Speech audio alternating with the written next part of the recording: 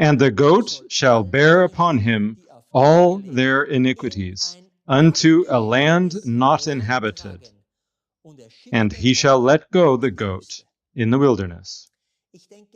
I think it has become clear by now what the uninhabited land is. It is not within the Milky Way, but far away, the black hole in the Andromeda galaxy. Whoever would like to read a bit more about this ritual on the Day of Atonement, appointed by God, may follow this link and read the slides there, especially starting from slide 50. If it should happen that such a man, prepared and set apart for this service, is really needed for the ultimate fulfillment of this antitype, then we can only ask that you include this man in your prayers, that he will truly be fit to guide Satan to Andromeda, and then afterward return safely to the Milky Way. I will say it again. Read through those slides. Then you will know that this journey was not fun at all. So much for the first topic of this video, where we looked at the verse of the seated queen and the imprisonment of Satan. Now we know where she is, who activates these verses, and in what time frame this one day of the fall of Babylon must take place within the culminating third hour. The second topic of this video is also a verse that we must examine more closely. It again concerns the harvest texts, but this time only a single verse that we now understand better. And you will see that this cutting of the grapes and filling of the winepress is perfectly represented on the firmament within the already known time period. The grape harvest culminates in the treading of the winepress of all nations. Everyone who is not saved will die on this earth. When we see these texts perfectly fulfilled on the firmament, then we know that Jesus truly comes to save us before the winepress is trodden. When we see through an actor in the heavens how the sickle is laid to the earth and how the winepress is already filling, then we know that the treading of the winepress will take place afterward, and that the end of the world has come. These two videos form the foundation for today's update on the grape harvest. Whoever has not seen them yet, please absolutely catch up. I will no longer explain everything today, because those videos are already published for that purpose. In them, we were able to define rough time periods when the call of the harvest could be given, and from when the cutting and filling of the winepress might take place, as you can see here. Which verse are we talking about that we will focus on today? And the angel thrust in his sickle into the earth, and gathered the vine of the earth, and cast it into the great winepress of the wrath of God. This is the grape harvest sickle. It was fully depicted on June 21, 2025. That means that from that date onward, the grape harvest could have begun. But we are not sure whether it has already begun. What suddenly happened in June? At that time, we received the first photos of Three-Eye Atlas at the cross on the other side of the galactic equator. We saw a grape harvest sickle ready, and Jesus finishing his ministry in heaven, because we suddenly saw Three-Eye Atlas as the censer that was cast toward the earth. All of this is in harmony with the heavenly canvas and the Bible verses. We saw that the intercession was at least in its final stages. In a recent sermon, we showed where the winepress is depicted in the heavens. We have already perfectly identified the winepress, but what we did not yet have was an activation of the winepress. The winepress is always there. There are fixed stars that form the tail of the scorpion. We have the feet of Jesus there. They are, so to speak, there since the year AD 31. But the winepress has so far not been activated by a moving object. There are open questions. How do we get from Orion with the sickle to the earth, for example? Where is the earth in this context at all? Do we see the grapes on the vine? How is the winepress activated? How is the treading indicated? Whoever has already seen Brother John's last video already knows some answers from it. Whoever has not seen it will be amazed how the Lord does this on the firmament. We know where the winepress is that Jesus treads. Right here. And now look at the path of this comet. It travels through the head of the serpent and through the evil serpent bearer and goes directly into and through the winepress. And this comet also goes directly to the feet of Jesus at the cross, who treads the winepress alone. That is extremely striking, and therefore we must review the path of this actor in combination with the grape harvest texts, again, to see whether we obtain a more complete picture. Which comet is this? Here is again the already known table of the 7 current comets that have either their perihelion or their closest point to Earth in the last months of this year. We are not considering the 2 periodic comets, but only the actors that come from far away, unexpectedly. We want to know whether there is a comet that is near or in the winepress around December 19. And there we find only one that we have not yet considered. C 2025 A6. By the way, this is a very well-known comet, flaring brightly for quite some time and seen everywhere in the press. Let's look at the data. The comet was discovered on January 3, 2025. On the well-known October 21, that is, at the beginning of the 2nd hour of the fall of Babylon, was its closest point to Earth, and it reached its perihelion on November 8. And on December 19, it is in Scorpius. Keep these dates in mind, please. Let's now look more closely at the path of this comet. Here is the entire path of C 2025 A6. Our question is how the harvest sickle of Orion, which was fully drawn in June, thrusts itself on the earth somewhere, and how we see the grapes being thrown into the winepress. First, we notice that we see a total of 3 sickles that are somehow near the path of A6.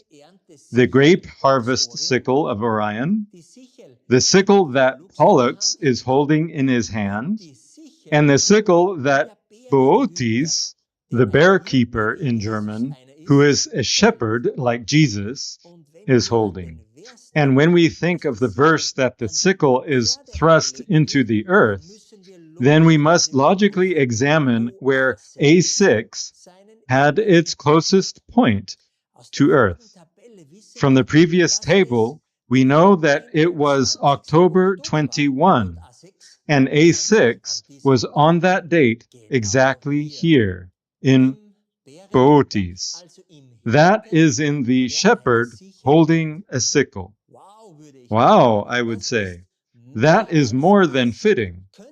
Could that be the beginning of the cutting of the grapes, as we had already correctly assumed at the beginning of the second hour of the countdown to the fall of Babylon in the previously shown harvest videos? Did something happen around October 21 that would show us either the spiritual or physical death of people who would go into the winepress? What happened around October 21? It was the beginning of the second hour of the fall of Babylon. In the USA, social tension is currently increasing further, and uprisings are breaking out across the country against Donald Trump. Already toward the end of the first hour, we saw the massive No Kings protests. But what is behind this? Why are millions of people in the USA, but also in Europe, all the way to Berlin, out on the streets? The masses fear a dictatorship, while at the same time, the ICE raids and deportation policies fuel further unrest. Many believe they are fighting for something good and still turn to violence, weapons, stones, arson, destruction. But whoever uses violence does not stand on the side of the army of Jesus Christ. The population is being driven nationwide toward a civil war. What would be the consequence? A divided country becomes vulnerable. An army that separates itself from the commander-in-chief. Christians standing against each other. Political camps arming themselves. Such an America can no longer guarantee its own defense. Behind all these developments stands ultimately only one single power, Satan, who stirs up the masses to war. A civil war in the USA comes dangerously close to the outbreak of a third world war with nuclear weapons, because the enemies of the USA would exploit the moment of weakness. Later in the video, we will return to far more insidious attacks of the enemy. And many Christians and Protestants have already fallen because of this and will still perish.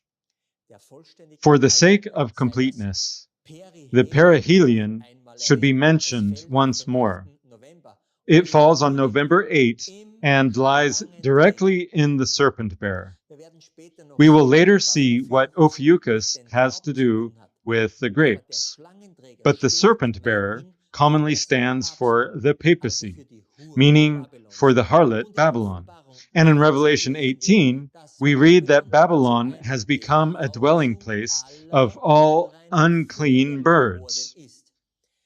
That is, of course, an undeniable indication that A6 is pointing to the verse in Revelation 19, where the call goes out to the birds of the heavens to prepare themselves for the great supper of God. As the video progresses, it will become even clearer that it must be this moment and this actor. When, then, would A6 activate the winepress? Now we come to the most important part. When does A6 activate the winepress? When does it cross this upper line that symbolizes the lid of the winepress? That would indicate when the winepress is filled all the way to the top. This takes place exactly on December 21, at about 5 p.m., shortly before sunset on that day. This moment points to a very significant date in the prophetic timeline. You remember that from December 17 to December 21, we have the 5 days of Hanukkah, when we expect the symbolic entering of the 5 wise virgins during these 5 days.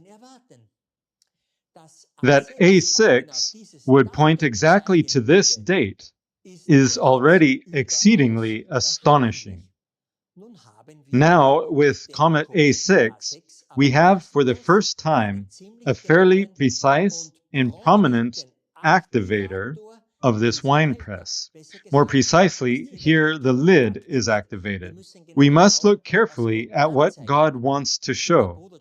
Whoever has already watched Brother John's last video, the proclamation of the day and the hour, already knows what A6 also indicates. By December 21 at the latest, the winepress is filled, up to the rim of the winepress, where the lid is drawn with this blue line. But the treading takes place a little later, namely when A6 is at the feet of Jesus. For we know Jesus treads the winepress alone after the holy city has departed. Let's check when A6 is at the feet. That is, as already known, January 3, 2026, only about 2 weeks later, when A6 indicates that the winepress will be trodden by the feet of Jesus. That is quite impressive. Incidentally, on the same day, exactly 1 year earlier, A6 was first discovered in Gemini.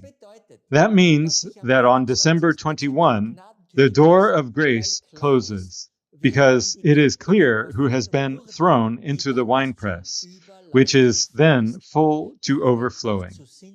In parallel, during the well-known 5 days of Hanukkah, from December 17 to December 21, the 5 wise bridesmaids have entered, as the parable says. And then the 5 foolish virgins will stand before the closed door. By then it is clear whom the Lord knows and whom he does not. And the treading begins on January 3. And that means that the general resurrection and the ascension will also have taken place by January 3, 2026 at the latest. But this roughly 2-week additional waiting between the entering of the bridesmaids and the ascension or the wedding feast is no problem at all, because the 70th Jubilee year ends only in March or April 2026 anyway. Verse 19 represents the completed cutting and filling, and must therefore be completed here. And verse 20 is the treading after the departure of the saints, which will be fulfilled from here on. It is obvious that the heavens indicate exactly this. And I repeat again that the Father has made known this date of the return of Jesus, just as all Christianity has been expecting. Brother John has already presented it perfectly in his last video, the proclamation of the day and the hour. Please subscribe to our Telegram channels so that you do not miss these updates. A6 has therefore given us very specific dates for the last 2 verses of the grape harvest texts, namely when the sickle is applied to the harvest, when the winepress is full, and when it will be trodden. Let's still check the other verses that stand at the beginning of the grape harvest texts.